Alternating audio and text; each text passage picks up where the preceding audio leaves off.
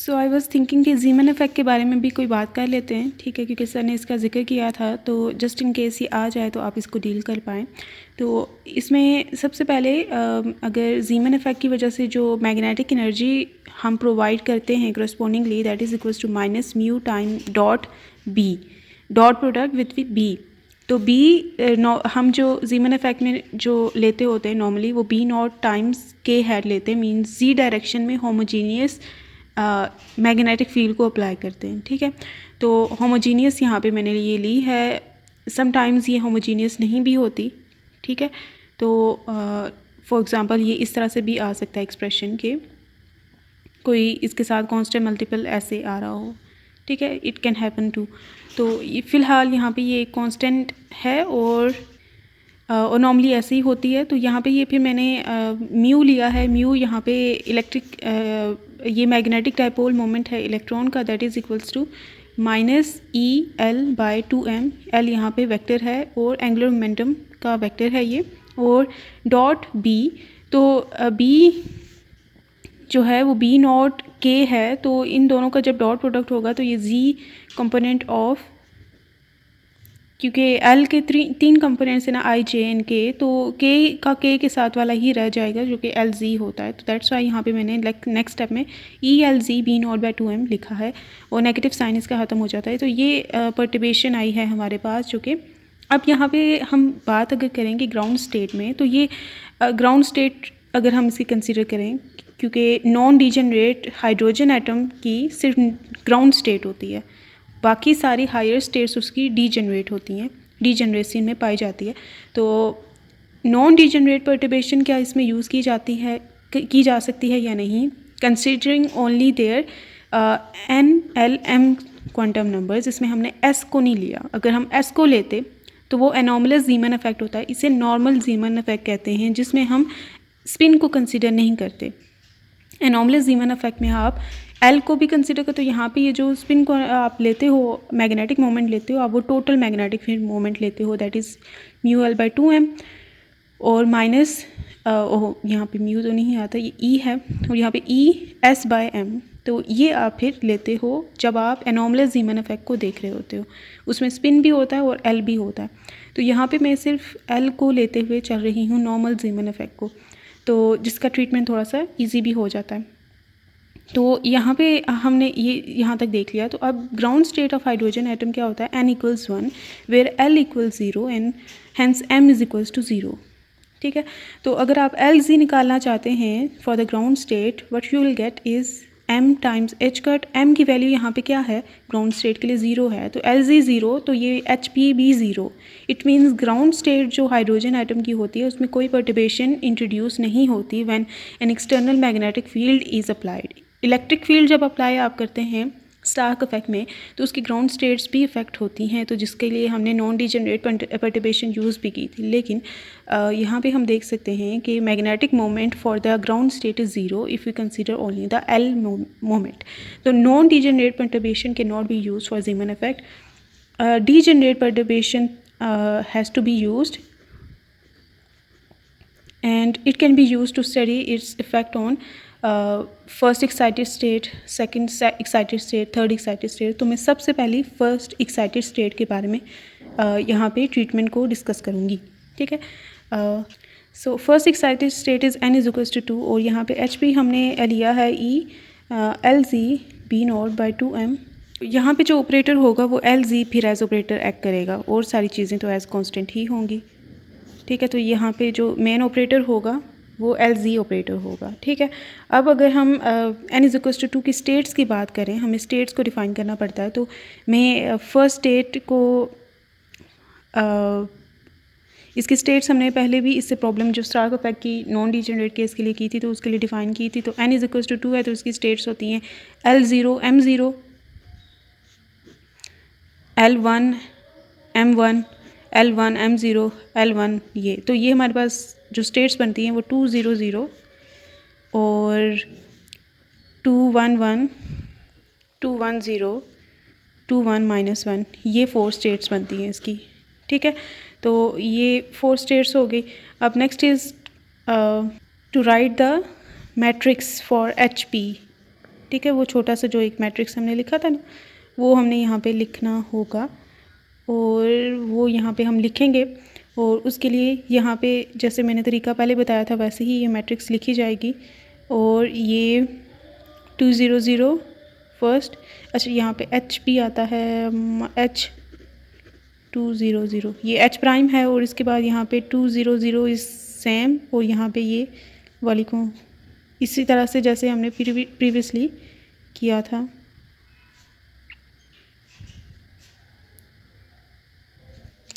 Next in number हमने 211 लिया है, तो अब ये फिक्स्ड हो गया और इसको कम्यूट करते हैं सब पे।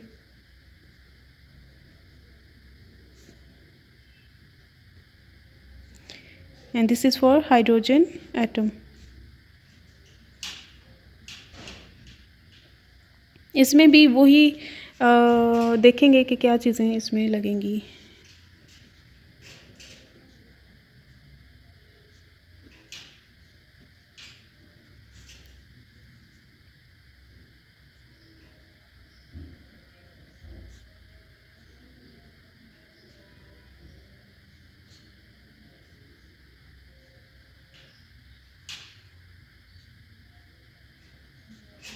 And the last one is 21 minus 1.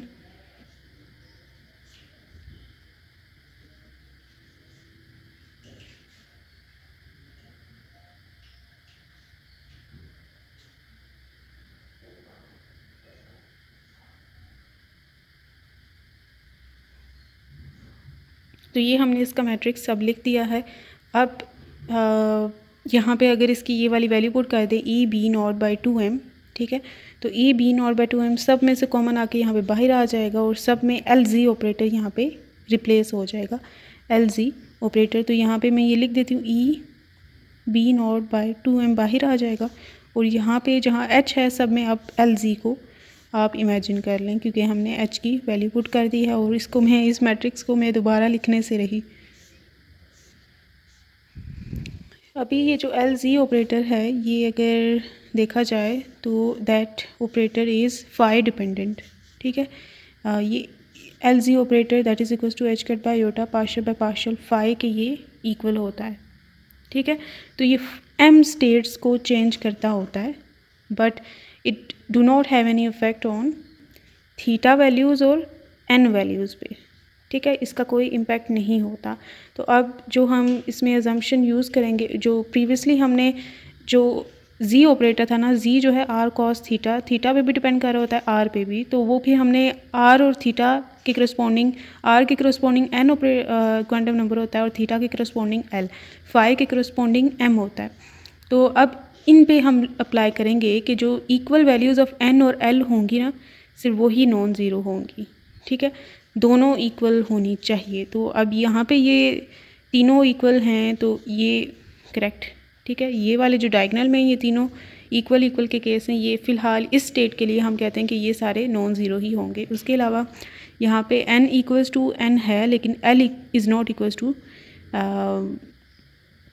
दूसरा l, ये ज़ीरो है ये 1 है, तो ये ज़ीरो हो जाएगा ये वाला, ठीक है। ये ज़ीरो हो जाएगा। उसके अलावा ये भी ज़ीरो हो जाएगा, ये भी ज़ीरो हो जाएगा, वाओ ये भी ज़ीरो हो जाएगा, ये नहीं होगा, ये भी नहीं होगा, क्योंकि इसमें n और m n और l दोनों सेम हैं, ठीक है। ये ज़ीरो नहीं होगा। इसमें n l दोनों इसमें भी सेम है, ओहो ये दोनों नॉन ज़ीरो होंगे, ये भी नॉन ज़ीरो। इसके अलावा ये ज़ीरो हो जाएगा। 2 1 2 1 ये नॉन ज़ीरो रहेगा, 2 1 2 1 है, 2 1 2 1 ये भी नॉन ज़ीरो, 2 1 2 1 नॉन ज़ीरो, 2 1 2 0 ये ज़ीरो हो गया, 2 1 और यहाँ पे भी 2 1 ये नॉन ज़ीरो, 2 1 ये भी 2 1 और ये 2 1 और ये भी 2 1, तो ये नॉन ज़ीरो हैं। हमने देख लिए ये जो हैं ये अभी ज़ीरो हो चुके हैं। नेक्स्ट के बाद जिसमें जिनमें m is equals to zero है वो भी ज़ीरो हो जाएंगे, क्योंकि इनका ये डेरिवेटिव आ रहा है ना with respect to phi, partial by partial phi, और जो फाई फंक्शन होता है ना वो अयोटा m फाई होता है। तो इसका जब डेरिवेटिव आएगा तो iota m times iota m phi होगा, जिनमें m ज़ीरो है वो भी ज़ीरो हो जाएंगे। तो ये ज़ीरो हो जाएगा, इसमें m ज़ीरो है और ये ज़ीरो हो जाएगा, ये ज़ीरो हो जाएगा, ये ज़ीरो हो जाएगा और ये भी ज़ीरो हो जाएगा और ये भी ज़ीरो हो जाएगा, ये भी ज़ीरो हो जाएगा। सॉरी ये वो ज़ीरो होंगे जो इस साइड पे हैं ज़ीरो। ये वाला ज़ीरो होगा जो इस साइड पे ज़ीरो है, ये वाला ज़ीरो होगा, ये वाला ज़ीरो होगा, ये वाला ज़ीरो होगा। ठीक है, ये वाले, ये मैं इसको मज़ीद क्रॉस कर देती हूँ, ये ज़ीरो हो जाएंगे, ये नहीं होंगे, ये भी नहीं, ये भी नहीं, ये भी नहीं और ये भी नहीं। ये वाला हो जाएगा, इसका इस साइड पे ज़ीरो है। तो अभी वी आर लेफ्ट विद ये भी, क्योंकि इस साइड पे वो वन ही है, ये भी और ये भी रह गए हैं अभी तक।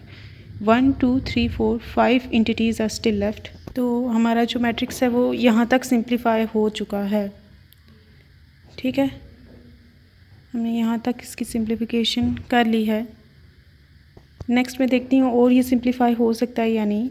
अभी 2 स्टेप्स में सिंप्लीफिकेशन की है। एक n इज़ टू l वाले जो हैं सिर्फ वो सर्वाइव किए और उसके बाद वो सिर्फ सर्वाइव किए जिनमें कैट वेक्टर में m की वैल्यू जिनकी ज़ीरो नहीं थी। ठीक है, वो उन्होंने सर्वाइव किया। फिर जो मेरे जहन में आ रहा है वो ये है कि ये जो सिमिलर फंक्शन हैं इन पे ऑर्थोगोनैलिटी कंडीशन अप्लाई हो सकती है। अच्छा, ये पार्शियल पे पार्शियल 5 मैंने एल जी इनमें लिखा था लेकिन यहाँ पे कंटिन्यू नहीं किया तो वो यहाँ पे एल जी ही है। ठीक है, मैंने वो बाहर ले लिया था तो ये आपको मैंने पहले बता दिया था तो अंडरस्टूड होना चाहिए। 2 1 1 2 1 1। तो इसका जब ये इस तरह से डेरिवेटिव आएगा ना, इसका जब ये इस पे अप्लाई होगा तो ये अयोटा, एक तो H cut by iota by formula ये ऑपरेटर है, तो ये जब इस पे अप्लाई होगा ये फंक्शन जो फाई डिपेंडेंट होता है वो ऐसा ही होता है बिल्कुल। तो ये जब आएगा तो iota M E to the power iota M phi result इसका आएगा। तो अयोटा कैंसिल, तो जो फ़र्क आएगा वो सिर्फ एच कट का आएगा in case of this one. बाकी नॉर्मलाइज्ड वेव फंक्शन ही है तो वो इसका रिज़ल्ट एच कट स्क्वायर आना चाहिए क्योंकि वो 2 दफ़ा नहीं एच कट आना चाहिए क्योंकि इसका तो नहीं फ़र्क आएगा, सिर्फ इस पे आएगा। और m की वैल्यू क्योंकि 1 है तो पोलैरिटी भी चेंज नहीं होगी तो इसका रिज़ल्ट एच कट ही आएगा। इसका रिज़ल्ट अगर देखें तो इसका रिज़ल्ट माइनस एच कट आएगा इसका, क्योंकि इसमें m की वैल्यू जो है वो -1 है तो ये माइनस एच कट इसका रिज़ल्ट आएगा। ठीक है, तो ये इनका कुछ क्विक रिज़ल्ट मिला है। और ये जो हैं फिर ये रह गया है 2 1 1 2 1 -1 और ये है और ये इसका कॉम्प्लेक्स कंजुगेट। फिर इसकी तो मिल गई, फिर ये 2 1 0 का 2 1 1 के साथ और ये फिर 2 1 0 का इनके साथ। तो ये यहाँ पे अगर मैं क्विक सा करूँ तो 2 1 0, आई होप आपको ये समझ आ रहा है जो लॉजिक में यूज़ कर रही हूँ। 2 1 2 1 क्योंकि ये नॉर्मलाइज्ड वेव फंक्शंस हैं और इन पे कोई इफ़ेक्ट भी नहीं है तो इनका जो कंट्रीब्यूशन है वो 1 1 ही आएगा। फिर जो इंटीग्रेशन रह जाएगी वो 0 to 2 पाई इसका वाला ये कॉम्प्लेक्स कंजुगेट के साथ माइनस अयोटा एम फाई आ जाएगा। और ये जो दूसरा है जिस पे ऑपरेटर लगेगा उसका अयोटा एम और उसका अयोटा एम फाई आएगा क्योंकि उसका कॉम्प्लेक्स कंजुगेट नहीं लेना था। और डी फाई और कोई कांस्टेंट इनके साथ आई थिंक होता है 1/2 पाई होता है, √2 पाई 1/2 पाई, तो ये 1/2 पाई इसका आई थिंक बाहर आ जाएगा। इसका 1/2 पाई और इसका 1/2 पाई 1/2 पाई बन जाएगा ये ऐसे।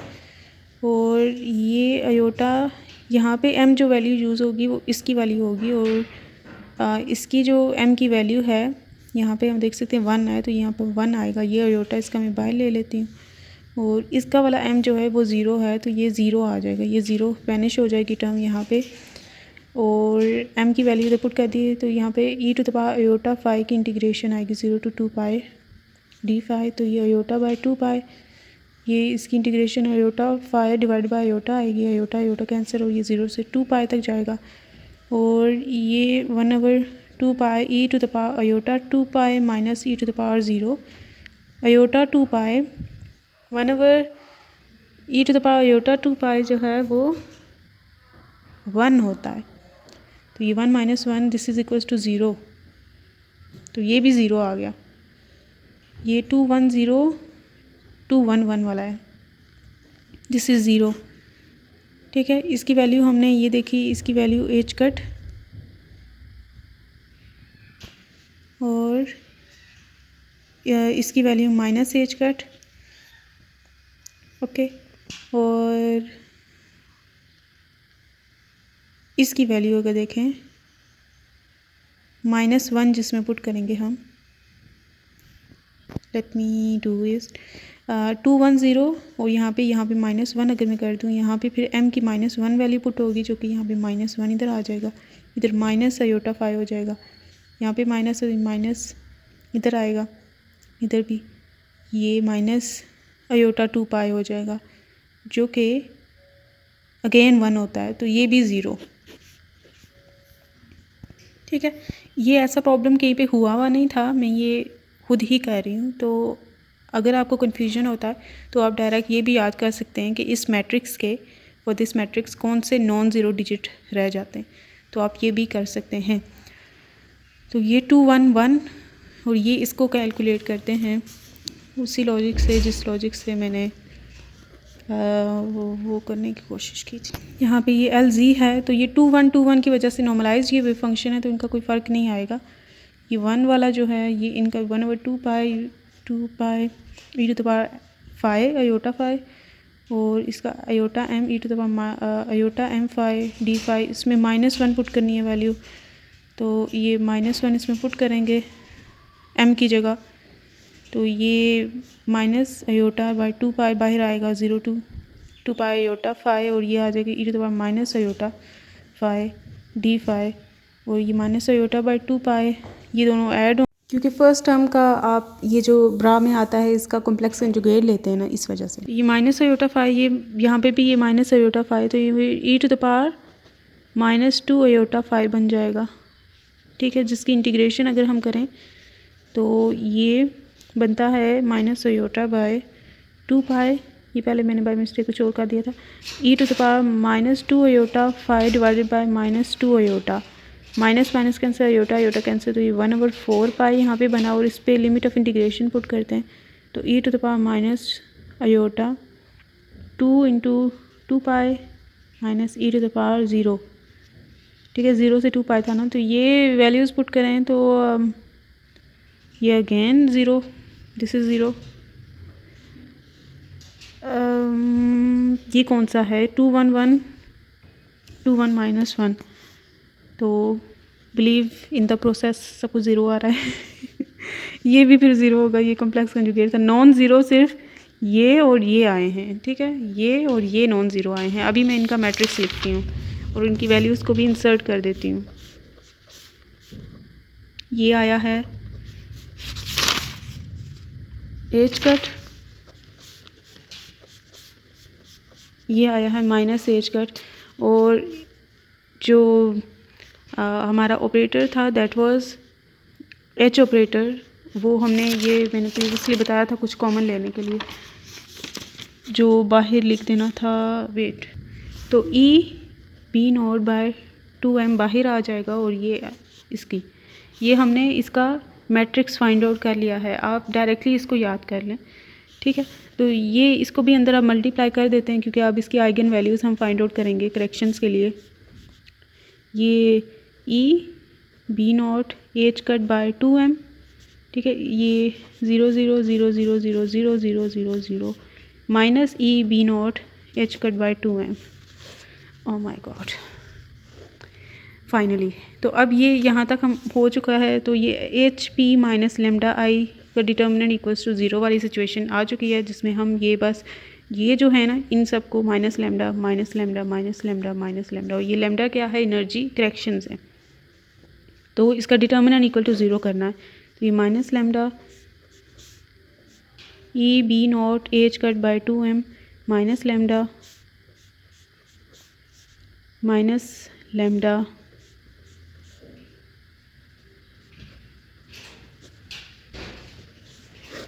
ठीक है। तो अब इसकी एक्सपेंशन करेंगे तो फर्स्ट वाला ही अच्छा, इसमें क्योंकि ये और सारे मेंबर ज़ीरो है ना, ठीक है, तो एज आई टोल्ड अर्लियर कि डायगनल्स का जो प्रोडक्ट है that will be equals to its determinant. तो ये डायगनल का प्रोडक्ट हम सीधा ले लेंगे, E B naught H cut by 2m minus lambda minus E B naught H cut by 2m minus lambda equal 0। तो ये लेमडा 2 इक्वल टू 0 मतलब दो वैल्यू हमारे पास lambda 1 equals to 0, lambda 2 equals to 0 means 2 energy correction 0 आई हैं। एक energy correction ये मिल जाएगी लेमडा इक्वल्स माइनस नहीं, ये प्लस वाली होगी, ये वाली लेमडा 3। सबको सेपरेटली इक्वल टू 0 पुट करते होते हैं, ठीक है। तो ये plus E B naught H cut by 2m आ जाएगी एक करेक्शन, और एक लेमडा 4 जो कि ये इधर ले जाएंगे तो ये negative E B naught H cut by 2m आ जाएगी, ठीक है। जबकि E H cut by 2m पता है क्या होता है, पता है बोहर मैग्नीटोन होता है। तो ये फिर हम लेमडा 1 इक्वल्स 0, लेमडा 2 इक्वल्स 0, और ये मैं बोहर मैग्नीटोन की फॉर्म में लिखूँगी म्यू बी एच कट, और दूसरा है म्यू बी नेगेटिव में एच कट, ठीक है। ये एनर्जी करेक्शंस आ चुकी हैं ज़ीमन इफेक्ट के करस्पॉन्डिंग, जिसे हम ऐसे अब इनके करस्पॉन्डिंग वेव वेक्टर्स कौन से हैं, जिनके वेव फंक्शंस कौन से हैं, जिनकी ये करेक्शंस हैं। तो ये आपको मेथड मैंने पहले बताया हुआ है, इससे पहले जो स्टार्क इफेक्ट की वीडियो है। तो जिन्हें वो मेथड नहीं पता वो मेथड देख लें और इसको खुद से वेक्टर्स उसके फाइंड आउट कर लें by using for example lambda 1 के करस्पॉन्डिंग हम एच पी जो ये हमने ये मैट्रिक्स फाइंड आउट की थी, ठीक है। इसका प्रोडक्ट विद साई कोई भी x1 मैट्रिक्स वेव वेक्टर जिसका ये आइगन फंक्शन होगा लेमडा 1 टाइम्स x1, ठीक है। और वेयर x1 आप लेंगे c1 c2 c3 c4, और आपने एक वेव फंक्शन पहले से किया होगा जिसमें c1 psi1 plus c2 psi2 plus c3 psi3 plus c4 psi4, जिसमें psi1 psi2 psi3 वो ये हैं जो हमने स्टार्ट में इनको डिफ़ाइन किया था इसी ऑर्डर से, जिस ऑर्डर से हमने यहाँ पे पुटिंग किया ना, इसी ऑर्डर से। तो सेकंड वाला 2 1 1 मैंने लिया था, 2 1 1 लिया था या 2 1 -1 लिया था, वो आपने देख लेना। हाँ यही लिया था, इसी ऑर्डर में लिया था मैंने, ठीक है। तो ये इस तरह से कोफिशिएंट्स निकालते जाएंगे हर एक आइगन वैल्यू के करस्पॉन्डिंग, और हमें मिलती जाएगी इनकी वैल्यूज़। तो ये था ज़ीमन इफेक्ट।